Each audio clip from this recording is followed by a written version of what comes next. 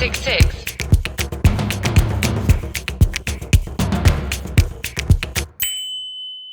Let's get to it. Sportswashing. We've wanted to talk about this for a while. There's just been so much going on. But let's talk about it, Richard. If you're not familiar with this term, sportswashing is essentially when a country or corporation uses sports to improve its reputation.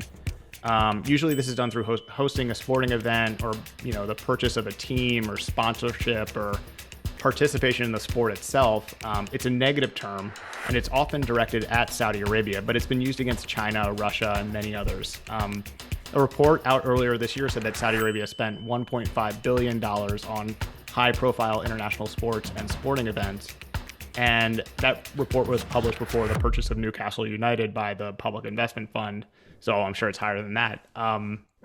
The kingdom also has a $650 million 10-year deal with Formula One, which we've talked about on this podcast as well. Richard, let's talk about this. I don't really get it. I don't understand what it is. But let me toss it over to you before I get into my rant. But so examples of sports washing that people bring up: the Beijing Olympics in 2008, the 2014 Sochi Winter Olympics in Russia, 1974 Rumble in the Jungle boxing match between Muhammad Ali and George Foreman, hosted by then Zaire dictator Mobutu Sese Seko, the Nazi Olympics, the original 1936, the original sports washing, 1934 World Cup, which was held in Italy during the rule of Mussolini. So, yes, let me also.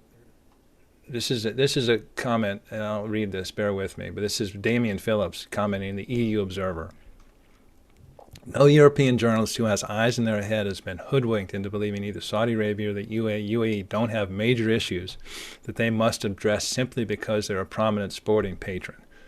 By owning clubs in European nations, both nations have brought these issues to the fore and made them tangible to a much broader audience than if they had remained as faraway countries with little impact for the average European citizen.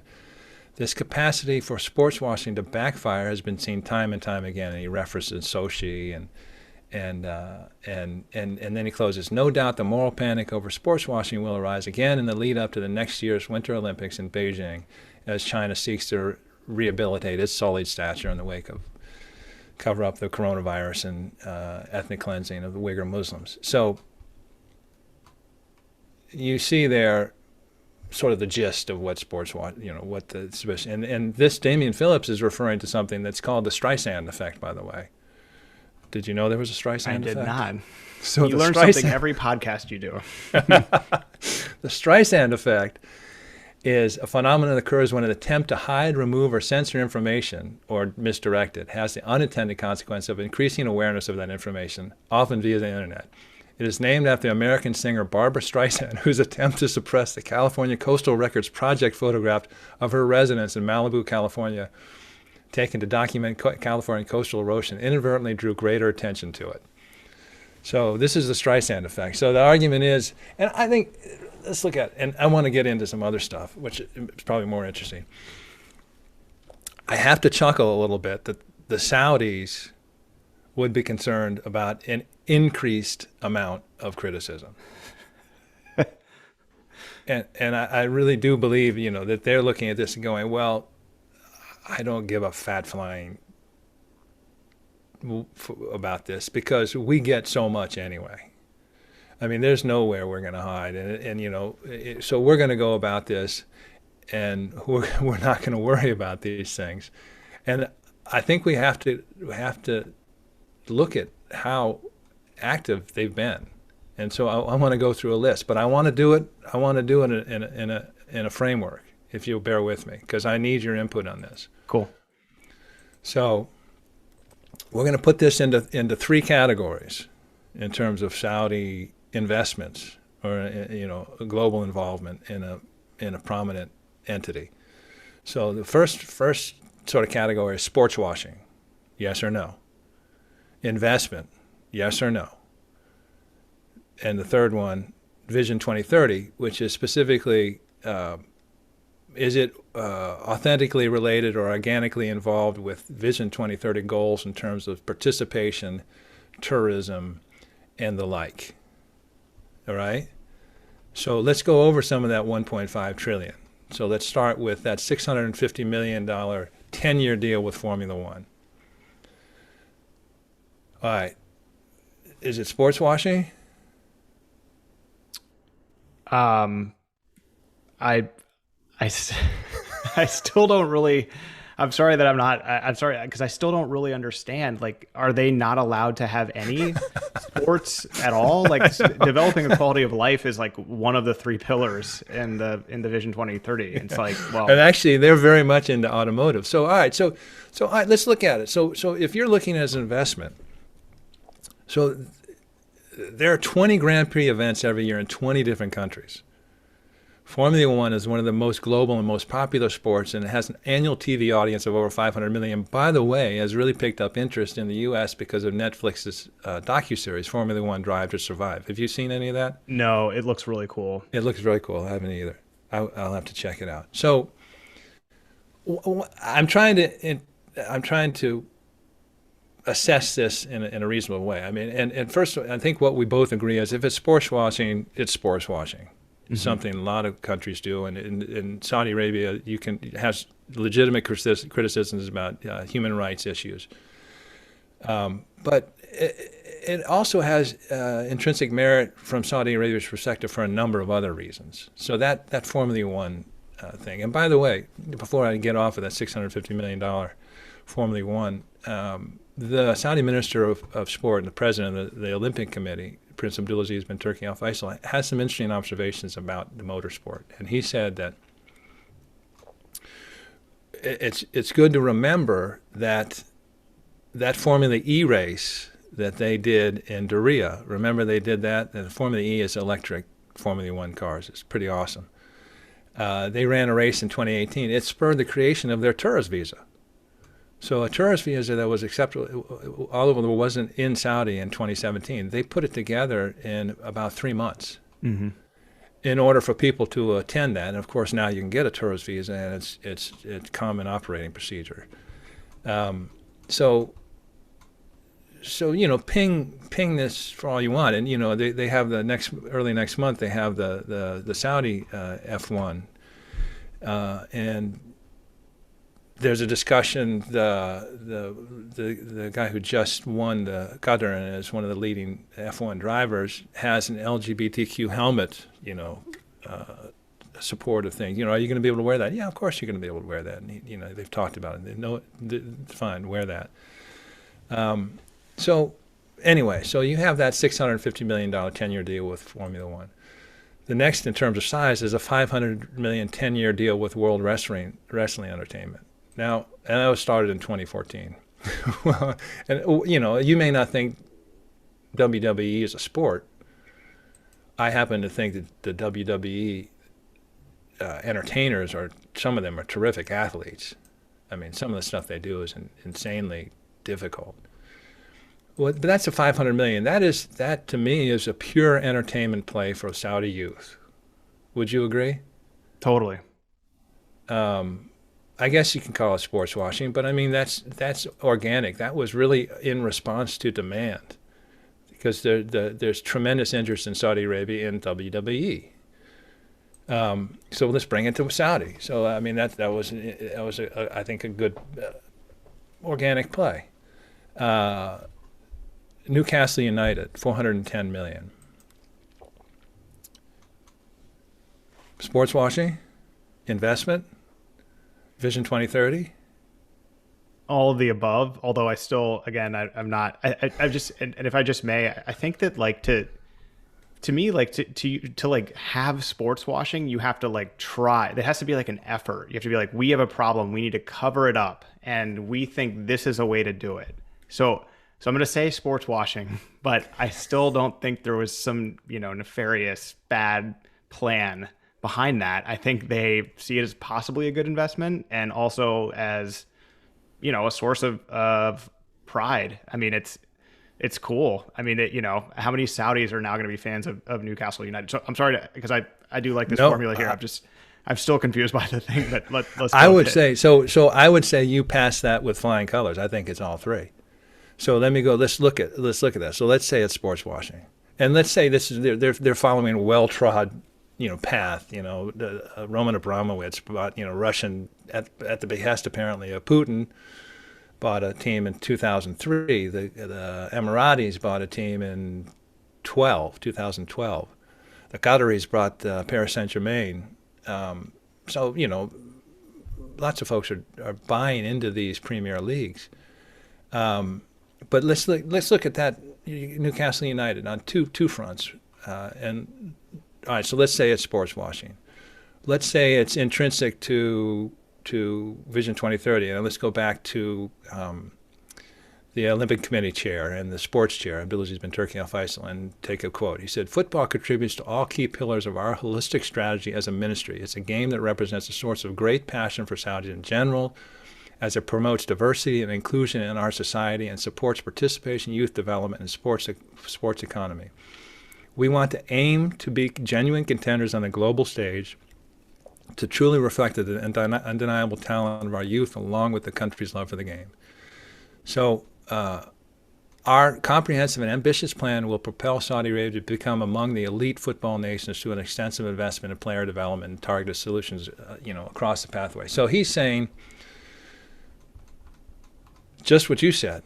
Saudis are very passionate about football. Their national team, which they now is actually doing very well. It's currently ranked 46th by FIFA. They were ranked as low as 102 in 2015, and they aim to be in the top 20. They have real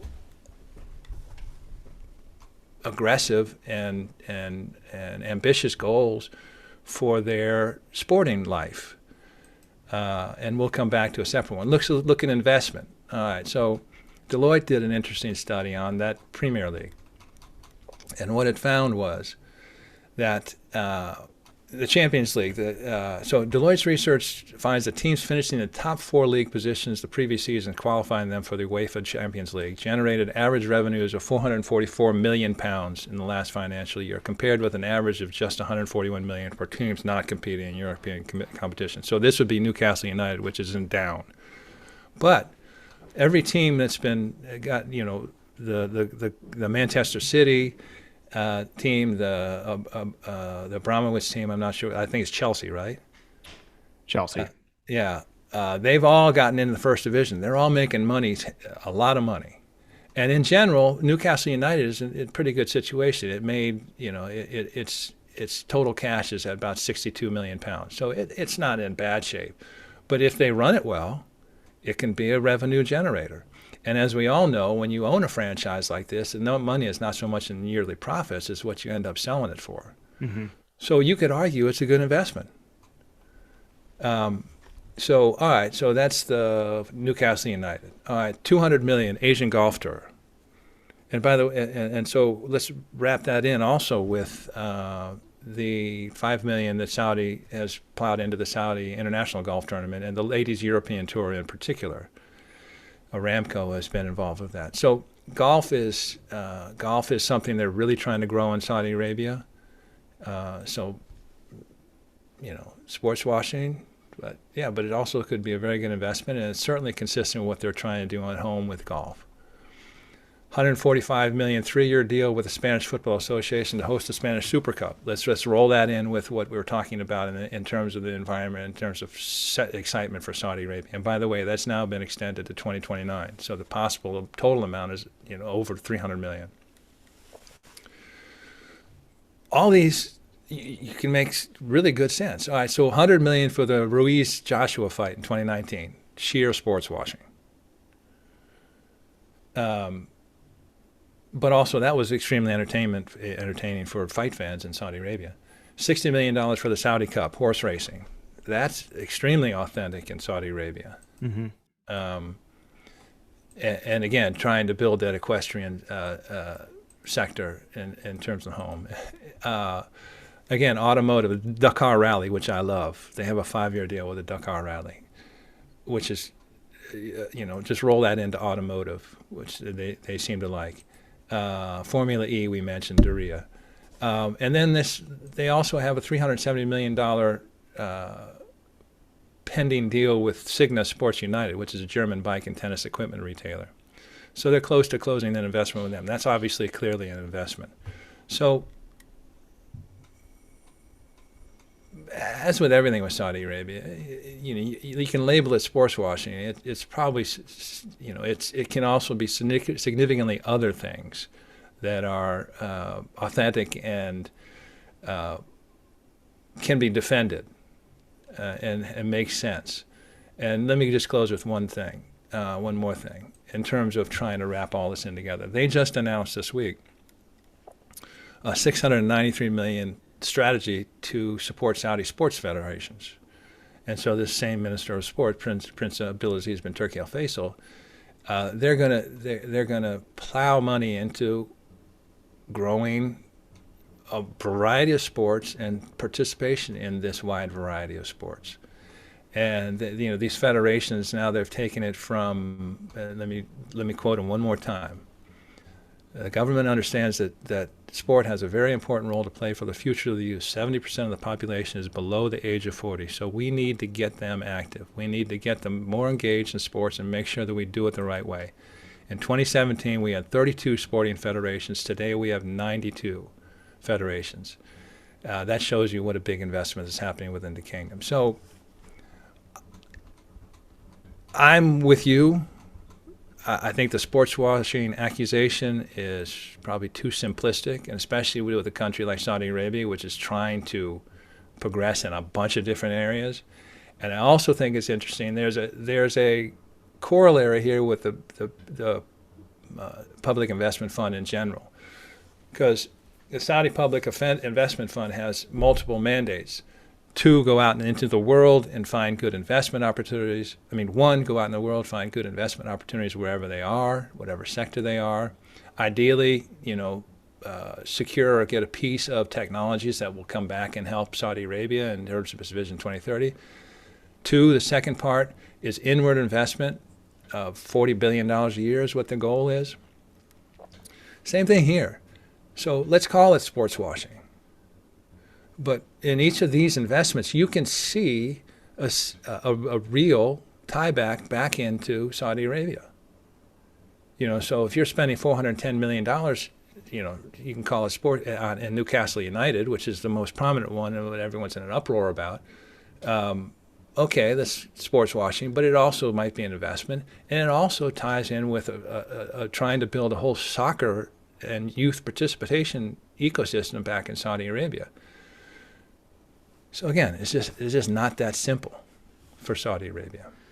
I think that was the best explanation of why sports washing is at most just one thing of many things that, like, for example, just going back to the Newcastle thing, I'm pretending that I'm Crown Prince Mohammed bin Salman right now, and I'm chairman of the PIF, the PIF. I'd like one of the new Lucids. We're going to have Lucid. You get a Lucid Air and you get a Lucid Air.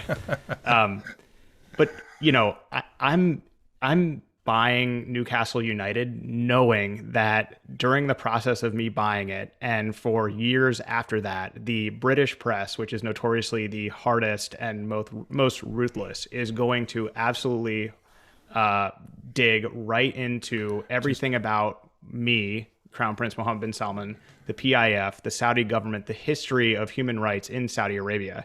And that's just the press. Then after I have successfully bought the team, almost every time that the name comes up, they're going to mention me. They're going to mention all the bad things that I've done. And if you're, a publication or you're a fan of another team, you're not going to care about holding back or saying something polite about Saudi Arabia. You're going to use this as a chance to, rail into the kingdom and, make all of Newcastle United seem like they're all Saudis, like it's a Saudi-based team. And it's just right. Like, that's why I've been sort of, sarcastic about this in saying that I don't really understand it. It's just, I don't see a point into why anyone would do this. And then that's one issue. The other issue is that genuinely Saudi Arabia had zero sports 10 years ago. Basically zero. And like you said, the youth population, people weren't going out and playing basketball or soccer or anything. They were sort of just like, it was just nothing. So they're trying to develop an industry from nothing. And a way to do it is to do things like this, to bring in sports so people can see it, and then children get excited about it and say, whoa, I want to be I want to be a soccer player. I mean, this is great. I want to, maybe I want to get into, prize fighting, or I want to get into, MMA and stuff like that, because we've seen one of those events come. I mean, that's how kids in the US get into sports. Their parents take them to a baseball game and they say, I want to be a baseball player. I want to play baseball now. Get me onto a youth team. And so I think it's really, I don't want to say any argument is lazy, because people don't intend to be lazy with arguments, but I think it's a really lazy argument to say, oh, it's just sports washing, as if, Saudi Arabia is hoping that by buying Newcastle United, people won't mention Jamal Khashoggi or something like that. It's like, well, in fact, the opposite is happening. I mean, I get it if it's like, Enron, in the height of the scandal, bought the Texas Rangers. You'd be like, well, I think they're trying to cover something up here. But it's like you just highlighted brilliantly, that's not what's happening here. And this is really about investment. I mean, like you said, I mean, if they bought Newcastle United for how much, 400 million, who knows what it's going to be worth in 5 years? It could be worth $1 billion. I mean, that's an investment. It's an investment, So we see this, Richard, we see this word basically every day in doing our newsletter. And it's never made a ton of sense to me, but it's good to sort of see it in the light of, hey, well, maybe, but these are investments, and they're, improving the quality of life for Saudis. That's a huge thing for them. They don't care about criticism if that's the end result. Yeah. And I would just add, it's not only sports washing, but again, the Saudis get pinged every day, all day. And, as you point out, I don't think they didn't walk into Newcastle unaware of what the fallout would be. I think they walked into Newcastle and recognized there'd be fallout and said, well, we can certainly live with that. There's other goals we want to get. But the thing that frustrates me is that, it doesn't frustrate me, it's just an observation, is that so many people, you criticize Saudi Arabia for Formula One, your sports washing. Well, the Formula One, as noted, resulted in an opening up of the country in terms of access. You criticize Saudi Arabia for golf tournaments or anything, but these are all bringing people into the country. They're opening it up. They're encouraging it on its path to be more accessible. And traditionally, when you start on that trajectory, human rights often come along. And I'm not saying it resolves the human rights issue in Saudi Arabia. That's really a deeper question in terms of politics and how they want to manage change. But there's just a lot of good going on in terms of sports in Saudi Arabia, and the primary good is the participation rates, the health factor that's being achieved, and of course the opportunities given to women that didn't exist before. So I agree with you. Sports washing it